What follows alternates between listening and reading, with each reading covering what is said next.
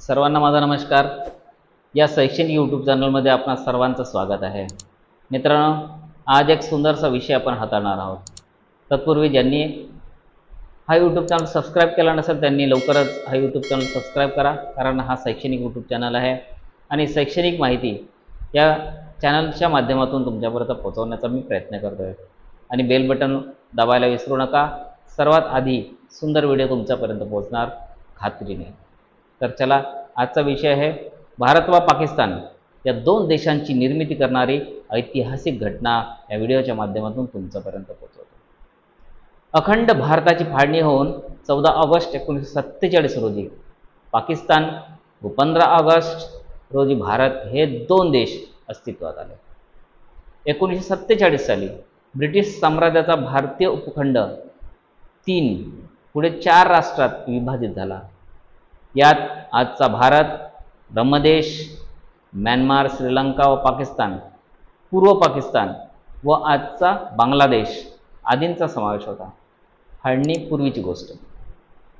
1947 मधील भारताची फाळणी म्हणजे राजकीय सीमा बदलणे आणि इतर मालमत्तेचेही विभाजन, जे भारतीय उपखंडातील ब्रिटिश राजाचे विघटन आणि दक्षिण आशियामध्ये भारत आणि पाकिस्तान या दोन स्वतंत्र वर्चस्वाची निर्मिती झाली।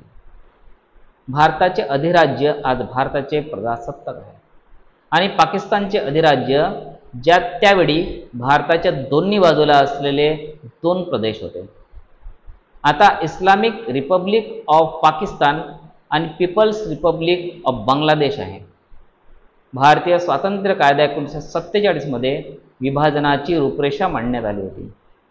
राजकीय सीमा बदलण्यात विशेषतः ब्रिटिश भारतातील यातला बंगाल आणि पंजाब या 2 प्रांतांच्या विभाजनाचा समावेश होता। या प्रांतातील बहुसंख्य मुस्लिम जिल्हे पाकिस्तानला आणि बहुसंख्य बिगर मुस्लिम जिल्हे भारताला देण्यात आले। विभागलेल्या इतर मालमत्तेमध्ये British Indian army, royal Indian navy, royal Indian air force, Indian civil service, railway आणि केंद्रीय खजिना यांचा समावेश होता। 14 ऑगस्ट 15 ऑगस्ट 1947 च्या मध्यरात्री कायदेशीररित्या स्वतंत्र पाकिस्तान आणि भारत स्वशासित करण्याच्या तरतुदी अस्तित्वात आल्या। त्यानंतर बघूया भारत आणि पाकिस्तान फाळणी का आणि कशी झाली होती। 15 ऑगस्ट 1947 रोजी भारताला स्वातंत्र्य मिळालं। इंग्रज राजवटीतून भारत मुक्त झाला। मात्र इंग्रजांनी ज्या भारतावर राज्य केलं त्याचे 2 तुकडे झाले, म्हणजेच भारताची फाळणी झाली। एक भारत आणि दुसरा भारतापासून वेगळा झालेला पाकिस्तान। या पाकिस्तानचे पुढे आणखी 2 तुकडे झाले आणि पूर्व पाकिस्तान स्वतंत्र होऊन बांगलादेशची निर्मिती झाली। भारत पाकिस्तान फाळणीमुळे मोठा हिंसाचार उफाळला। दोन्ही देशांचे मिळून जवळपास 1.5 कोटी लोक विस्थापित झालेत। जवळपास 10 लाख लोकांना जीव गमवावा लागला आणि तेव्हापासून भारत आणि पाकिस्तान यांच्यात शत्रुत्व आहे। आता प्रश्न असा पडतो, फाळणी का झाली? तर बघूया त्याची माहिती। 1946 साली ब्रिटनने भारताला स्वातंत्र्य बहाल करण्याची घोषणा केली। भारताचा कारभार चालवणे त्यांना परवडणार नव्हतं आणि त्यामुळे त्यांना लवकरात लवकर निघून जायचं होतं। शेवटचे व्हाईसराय लॉर्ड लुईस माउंटबॅटन यांनी 15 ऑगस्ट 1947 ही तारीख निश्चित केली। त्यावेळी भारतात जवळपास 25% मुस्लिम होते, बाकीचे बहुतेक हिंदू होते। शिवाय शीख, बौद्ध आणि इतर अल्पसंख्याक धर्माचेही काही लोक होते। भारत पाकिस्तान फाळणीमुळे हिंदू मुस्लिम प्रेम कहाणीस तडा गेला। पाकिस्तानातल्या गावात जाऊ न शकणाऱ्या आजोबांसाठी तो गावच भारतात घेऊन आला। आर्ट्स अँड कम्युनिटीज रिसर्च काउन्सिलच्या प्राध्यापक नवतेज पुरेवाल असं म्हणतात, ब्रिटिशांनी भारतातील लोकांची विभागणी करण्यासाठीचा मार्ग म्हणून धर्माचा वापर केला। त्या पुढे म्हणतात, उदाहरणार्थ त्यांनी स्थानिक निवडणुकांसाठी हिंदू आणि मुस्लिम मतदारांच्या स्वतंत्र याद्या तयार केल्या। हिंदू आणि मुस्लिम राजकारण्यांसाठी राखीव जागा होत्या. राजकारणात धर्म एक फॅक्टर घटक बनला.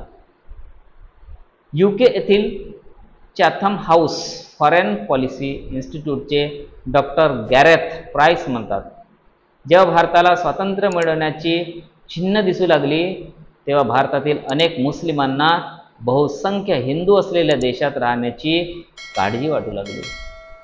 ते पुढे म्हणाले, त्यांना वाटलं ते हतबल होतील आणि म्हणून त्यांनी स्वतंत्र मुस्लिम राष्ट्राची मागणी करणाऱ्या राजकीय नेत्यांना पाठिंबा द्यायला सुरुवात केली.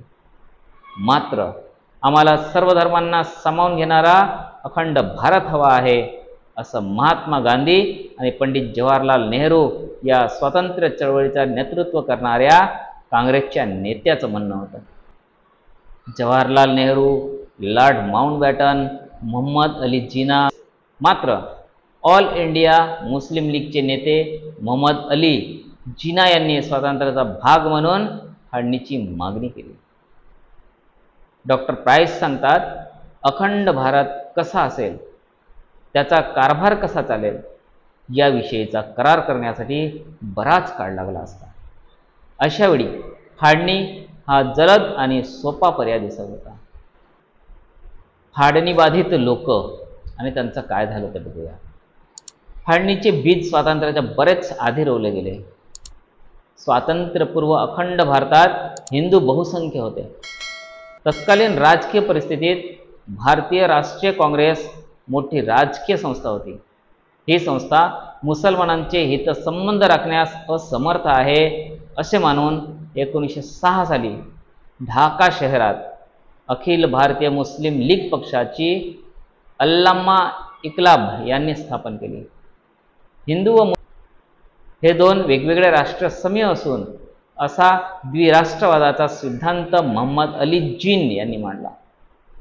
ही राष्ट्रे वेगळी झाली तरी अमेरिका, कॅनडाप्रमाणे यांचे हितसंबंध परस्पर जडित असतील असा युक्तिवाद त्यांनी केला. भारतीय राष्ट्रीय काँग्रेसच्या नेत्यांचा या सिद्धांतास विरोध होता. आपला द्विराष्ट्र सिद्धांत पुढे रेटण्यासाठी त्यांनी ऑगस्ट 1946 साली कलकत्त्यात थेट कृतिदिनाचे आवाहन केले. यात सुमारे 5,000 लोक ठार झाले. प्रत्यक्ष फाळणीची प्रक्रिया माउंटबॅटन योजनेखाली पार पडली. ब्रिटिश सरकारने नेमलेल्या सिरिल रेडक्लिफ या अधिकाऱ्याने प्रत्यक्ष सरहद्द निश्चित केली. जुलै 18, 1947 रोजी ब्रिटिश संसदेत भारताच्या स्वातंत्र्याचा कायदा मंजूर झाला. यात भारतातील 565 संस्थानांना हवा तो पर्याय निवडण्याची मुभा देण्यात आली. या तरतुदीमुळे काश्मीर समस्येचा उदय झाला.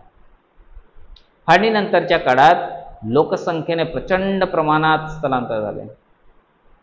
सुमारे 1.45 कोटी म्हणजे जवळपास 1.5 कोटी लोकसंख्या फाळणीने प्रभावित झाली. फाळणीनंतर उफाळलेल्या दंगलीत एकूण 10 लाख लोकांना प्राण गमवावे लागले असा अंदाज आहे. फाळणीनंतरही देशातील एकूण मुसलमानांपैकी 1/3 मुसलमान लोक आजच्या भारतात राहिले. फाळणीला गांधीजींनी मान्यता दिली होती. आता फाळणी झाली, पण त्याचा काय परिणाम झाला ते बघूयात. हिंदू मुस्लिम हिंसाचार ही फाळणीची परिणती होती. याशिवाय फाळणीचे अनेक पडसाद नंतरच्या काळात उमटत राहिले. नवनिर्मित पाकिस्तानची राष्ट्रभाषा कोणती असावी यावर 1952 साली पाकिस्तानात वाद उफाळला. पाकिस्तानच्या पूर्व व पश्चिम विभागातील तेढ वाढून 1971 साली बांगलादेश उदयाला आली. भारतात स्वातंत्र्योत्तर काळातही हिंदू मुस्लिमात भीषण दंगे घडले.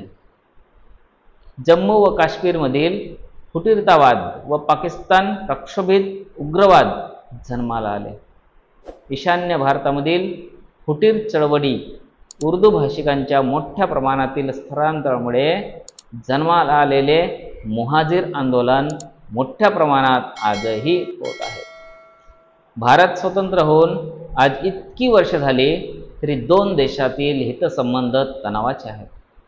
पाकिस्तानातून होत असलेली घुसखोरी, दहशतवाद यात दरवर्षी कितीतरी सैनिक शहीद होत असतात.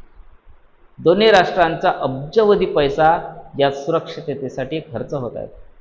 हे कुठेतरी थांबण्याची गरज आहे. दोन्ही देशाचे संबंध अधिक मैत्रीपूर्ण व सालोख्याचे होण्यासाठी आंतरराष्ट्रीय स्तरावर करार होऊन वाढलेला दहशतवाद संपविण्यासाठी दोन्ही देशांनी पुढाकार घेतला पाहिजे. तर अशी सुंदर माहिती या व्हिडिओच्या माध्यमातून तुमच्यापर्यंत पोहोचवण्याचा प्रयत्न केलेला आहे. नक्कीच तुम्हाला ही माहिती आवडली असेल. इतिहास सर्वांनाच आवडते. तर हा यूट्यूब चॅनल शैक्षणिक यूट्यूब चॅनल आहे. तुम्ही सबस्क्राईब करा आणि लाईक शेअर करायला मात्र विसरू नका. बेल बटन दाबा जेणेकरून पुढील सुंदरसा व्हिडिओ सर्वात प्रथम तुमच्यापर्यंत पोहोचेल. तर मंडळी, जय हिंद, जय भारत, जय संविधान.